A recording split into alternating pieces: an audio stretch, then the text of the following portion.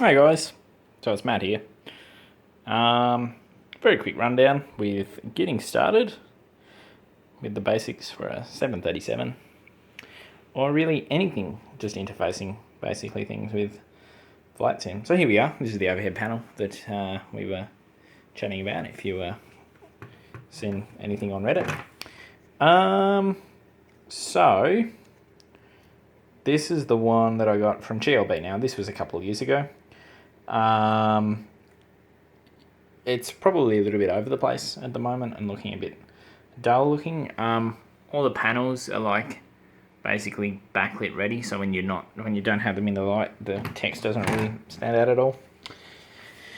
But here we are.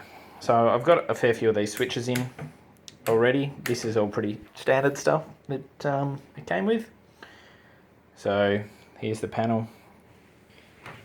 Give you guys a bit of an idea. So we've got the switches. So you can see they've got three little prongs that come off them. On the ones that have three, they all get used. So basically when it's off, there's nothing coming out. When it's in position 1, there's one thing coming out. Position 2, there's one thing coming out. And then there's a grounding one as well. So that's like the middle one, I'm pretty sure, because they go like opposite to each other. Now,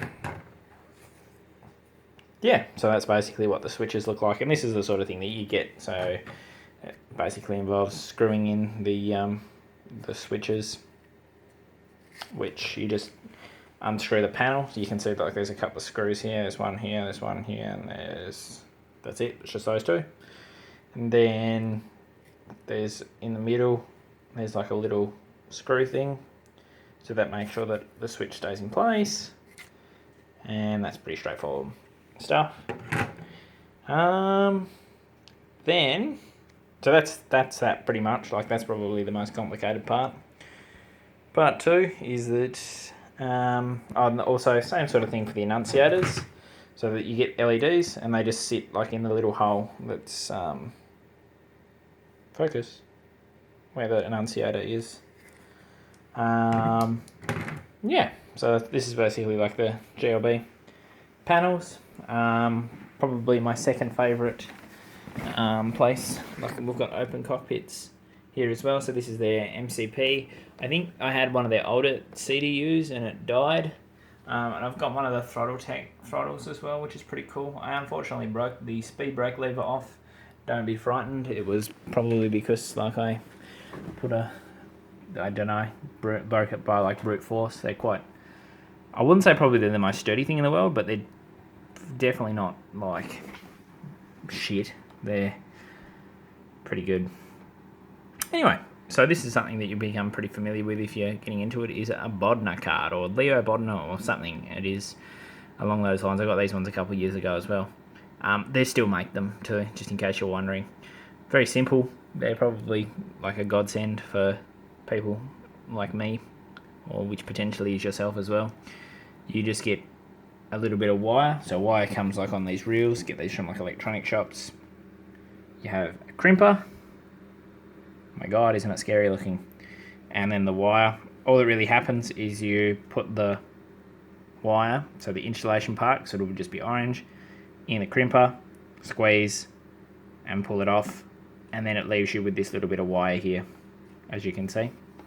That then slides in to the Bodner card and then locks itself in there. Pretty straightforward. It and then has like these little buttons here, which then release it.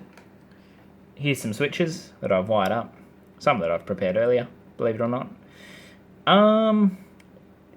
You can actually just, like, the switches have like a little hole.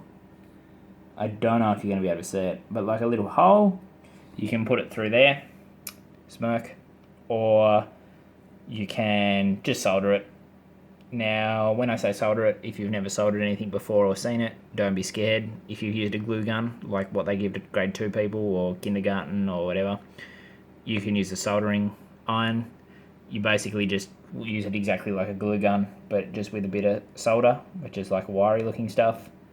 And then that just heats it up and like melts it into place, so basically the wires don't like fall off or whatever.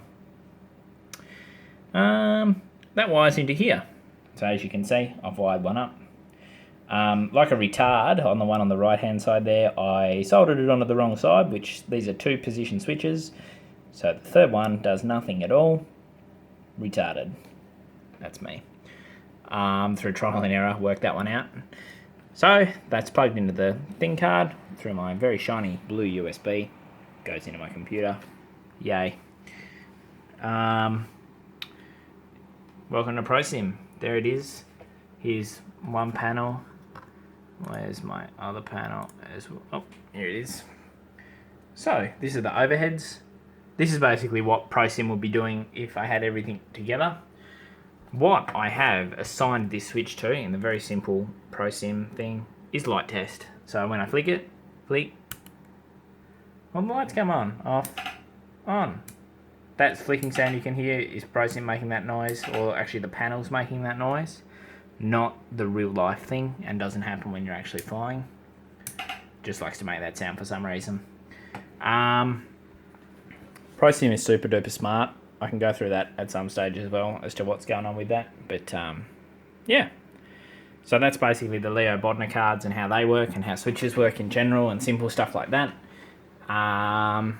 Same with the fidgets boards as well. So this is a fidget. Please don't like growl at me as to how messy everything is.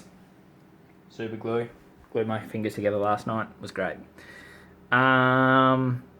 Here's a fidgets board. Exactly the same as the Leo Bodner ones, except works with LEDs. Bucket of LEDs. Yay. Like there's shitloads in there. So they just plug in, literally the same as the Bodner cards, and they just plug into the annunciators and then you're set to go. If there's anything that I've missed in this, I wouldn't call it a tutorial because I'm probably not really helpful in any way, this video, I guess. Or if there's anything that you want me to clear up about or anything. But I'm planning on doing a few more as we go, like pretty more in detail per us simpletons. I know there's a lot of videos out there, not saying there's anything wrong with it, but a lot of videos out there which kind of show you a lot more end product, or this is what I did and this works now, and if you're like me, sit there scratching your head thinking, how the bloody hell did you do this? So anyway, cool. I'll chat to you guys later.